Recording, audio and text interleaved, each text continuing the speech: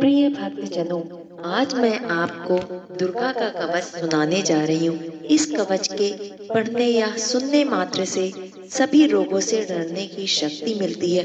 इससे जीवन में सकारात्मक ऊर्जा का प्रवाह पड़ता है, धन और सौभाग्य की प्राप्ति होती है। इस कवच का पाठ करने से व्यक्ति को राजा से सम्मान होता है। अतः यह कवच ध्यान पूर्वक सुने।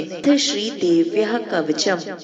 श्री मार्कंडेय जी ने कहा, पितामह, जो इस संसार में परम गोपनीय हो तथा मनुष्यों की सब प्रकार से रक्षा करने वाला हो, ऐसा कोई साधन मुझे बताइए।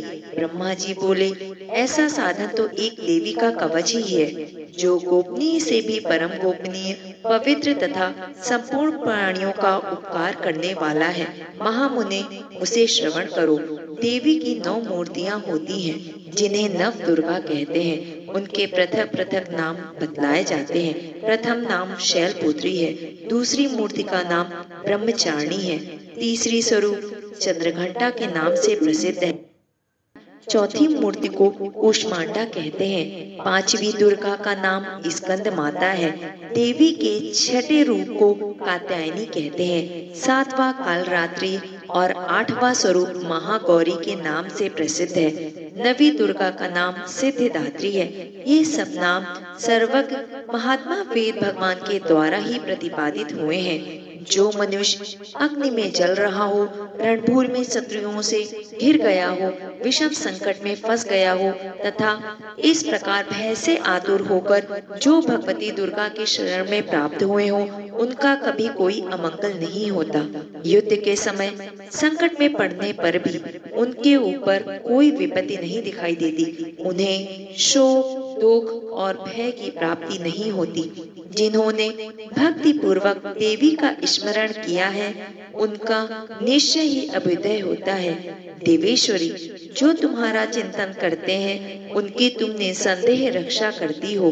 चामुंडा देवी प्रेत पर आरूढ़ होती हैं, वाराही भैंसे पर सवारी करती हैं, ऐन्द्री का वाहन ऐरावत हाथी है और वैष्णवी देवी गरुड़ पर ही अपना आसन जमाती हैं।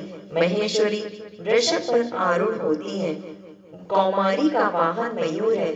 भगवान विष्णु की प्रियतमा कमल के आसन पर विराजमान है और हाथों में कमल धारण किए हुए। वृषभ पर आरूढ़ ईश्वरी देवी ने श्वेत रूप धारण कर रखा है। ब्राह्मी देवी हंस पर बैठी हुई है और सब प्रकार के आभूषणों से विभूषित है। इस प्रकार ये सभी माताएं सब प्रकार की योग शक्तियों से संपन्न है। इनके सिवा और भी बहुत सी देवियां हैं, जो अनेक प्रकार के आभूषणों की शोभा से युक्त तथा नाना प्रकार के रत्नों से सुशोभित हैं। ये संपूर्ण देवियां क्रोध में भरी हुई हैं और भक्तों की रक्षा के लिए रथ पर बैठी दिखाई देती हैं। ये शंख, चक्र, गदा, शक्ति, हल और मूसल, खेटक और तोमर, परशु तथा पाश, कुंद और त्रिशूल एवं उत्तम शांडंग, धनुष आदि अस्त्र शस्त्र अपने हाथों में धारण करती हैं। दैत्यों के शरीर का नाश करना, भक्तों को अभय दान देना और देवताओं का कल्याण करना, यही उनके शस्त्र धारण का उद्देश्य है। कवच आरंभ करने से पहले इस प्रकार प्रार्थना करनी चाहिए। महान रौद्र रूप, अत्यंत घोर पराक्रम, महान बल और महान उत्साह वाली देवी, तुम महान भय का नाश करने वाली हो, तुम्हें नमस्कार है। तुम्हारी ओर देखना भी कठिन है। शत्रुओं का भय बढ़ाने वाली जगदम्बिके, मेरी रक्षा करो। पूर्व दिशा में ऐन्द्री मेरी रक्षा करो। अग्निकोण में अग्नि शक्ति, दक्षिण दिवा में वाराही, नैऋत्य कोण में खड़ग धारिणी देवी मेरी रक्षा करे। पश्चिम दिशा में वारुणी और वायव्य कोण में मृग पर सवारी करने वाली देवी मेरी रक्षा करे। उत्तर दिशा में कौमारी और ईशान कोण में शूलधारिणी देवी मेरी रक्षा करे। ब्रह्माणी, तुम ऊपर की ओर से मेरी रक्षा करो और वैष्णवी, तुम नीचे की ओर से मेरी रक्षा करो। इसी प्रकार सबको अपना वाहन बनाने वाली चामुंडा देवी दसों दिशाओं में मेरी रक्षा करे। वाम भाग में अजिता और दक्षिण भाग में अपराजिता रक्षा करे। जया आगे से और विजया पीछे की ओर से मेरी रक्षा करे। उद्धोतरी शिखा की रक्षा करे। उमा मेरे मस्तक पर विराजमान होकर रक्षा करे। ललाट में मालाधारी रक्षा करे। और यशस्विनी मेरी भवों का संरक्षण करे। भवों के मध्य भाग में त्रिनेत्रना और नथुनों की यम घंटा देवी मेरी रक्षा करे। दोनों नेत्रों के मध्य भाग में शंखनी और कानों में द्वारवासिनी देवी मेरी रक्षा करे। कालिका देवी कपोलों की तथा भगवती शांकनी कानों के मूल भाग की रक्षा करे। नासिका में सुगंधा और ऊपर के होठ में चर्चिका देवी रक्षा करे। नीचे के होठ में अमृत कला तथा जीवा में सरस्वती देवी मेरी रक्षा करे। कौमारी दांतों की और चंडिका कंठ प्रदेश की रक्षा करे। चित्रघंटा गले की घाटी की और महामाया तालु में रहकर मेरी रक्षा करे। कामाक्षी ठोड़ी की और सर्वमंगला मेरी वाणी की रक्षा करे। भद्रकाली ग्रीवा में और धनुर्धरी पृष्ठवंश में रहकर मेरी रक्षा करे। कंठ के बाहरी भाग में नीलग्रीवा और कंठ की नली में नलकूबरी रक्षा करे। दोनों कंधों में खंडग्नि और मेरी दोनों भुजाओं की वज्रधारिणी रक्षा करे। दोनों हाथों में दंडिनी और अंगुलियों में अंबिका रक्षा करे। शूलेश्वरी नखों की रक्षा करे। कुलेश्वरी कुक्षी में रहकर रक्षा करे। महादेवी दोनों स्तनों की और शोक विनाशिनी देवी मन की रक्षा करे। ललिता देवी हृदय में और शूलधारिणी उदर में रहकर रक्षा करे। नाभि में कामिनी और गुहभाग की गुहेश्वरी रक्षा करे। पूतना और कामिका लिंग की और महिषवाहिनी गुदा की रक्षा करे। भगवती कटी भाग में और विंध्यवासिनी घुटनों की रक्षा करे। संपूर्ण कामनाओं को देने वाली महाबला देवी दोनों पिंडलियों की रक्षा करे। नारसिंही दोनों घुटियों की और तेजसी देवी दोनों चरणों के वृक्ष भाग की रक्षा करे। श्री देवी पैरों की अंगुलियों में और तलवासिनी पैरों के तलुओं में रक्षा करे।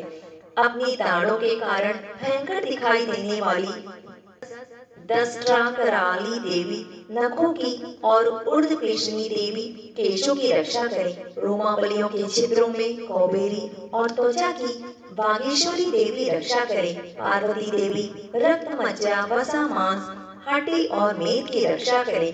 आंतों की कालरात्रि और पित्त की मुकुटेश्वरी रक्षा करे। मूलाधार आदि कमल कोशों में पद्मावती देवी और कफ में चूड़ामणि देवी स्थित होकर रक्षा करे। नख के तेज की ज्वालामुखी रक्षा करे। जिसका किसी भी अस्त्र से भेदन नहीं हो सकता, वह अभेदा देवी शरीर की समस्त संधियों में रहकर रक्षा करे। ब्रह्माणी आप मेरे वीर की रक्षा करो। छत्रेश्वरी छाया की तथा धर्म धारणी देवी मेरे अहंकार मन और बुद्धि की रक्षा करे। हाथ में वज्र धारण करने वाली वज्रहस्ता देवी मेरे प्राण अपान व्यान उदान और समान वायु की रक्षा करे।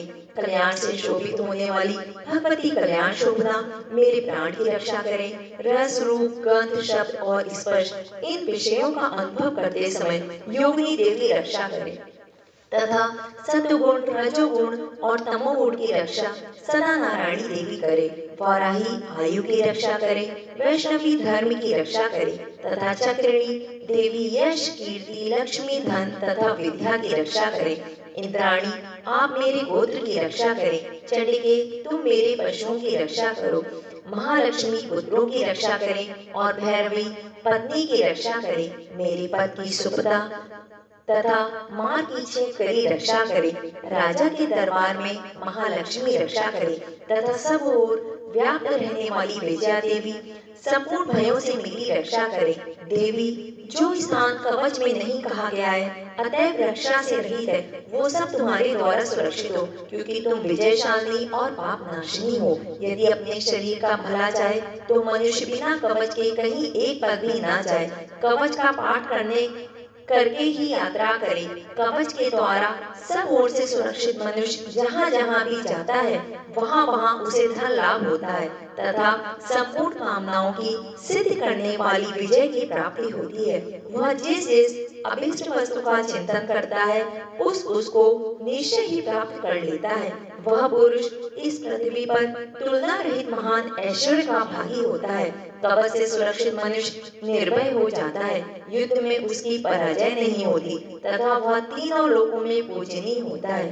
देवी का यह कवच देवताओं के लिए भी दुर्लभ है। जो प्रतिदिन नियम पूर्वक तीनों संध्याओं के साथ श्रद्धा के साथ इसका पाठ करता है उसे देवी कला प्राप्त होती है तथा वह तीनों लोकों में कहीं भी पराजित नहीं होता। इतना ही नहीं, वह अपमृत्यु से रहित हो 100 से भी अधिक वर्षों तक जीवित रहता है।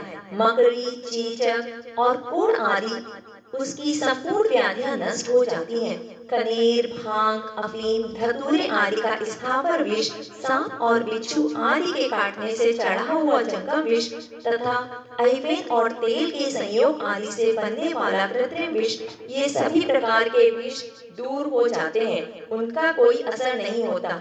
इस पृथ्वी पर मारण, मोहन आदि जितने अभिचारिक प्रयोग हैं तथा इस प्रकार के जितने मंत्र यंत्र होते हैं, वे सब इस कवच को हृदय में धारण कर लेने पर उस मनुष्य को देखते ही नष्ट हो जाते हैं। यही नहीं, पृथ्वी पर विचरने वाले ग्राम देवता, आकाशचारी देव विशेष, जल के संबंध से प्रकट होने वाले गण, उपदेश मात्र से सिद्ध होने वाले निम्न कोटि के देवता, कुल देवता, माला डाकिनी शाकिनी, अंतरिक्ष में विचरने वाली अत्यंत बलवती भयानक डाकिनियां, ग्रह, भूत, पिशाच, यक्ष, गंधर्व राक्षस, ब्रह्म राक्षस, बेताल, कूष्मांड और भैरव आदि अनिष्टकारक देवता भी हृदय में कवच धारण किए रहने पर उस मनुष्य को देखते ही भाग जाते हैं। कवचधारी पुरुष को राजा से समान वृद्धि प्राप्ति होती है। यह कवच मनुष्य के तेज की वृद्धि करने वाला और उत्तम है।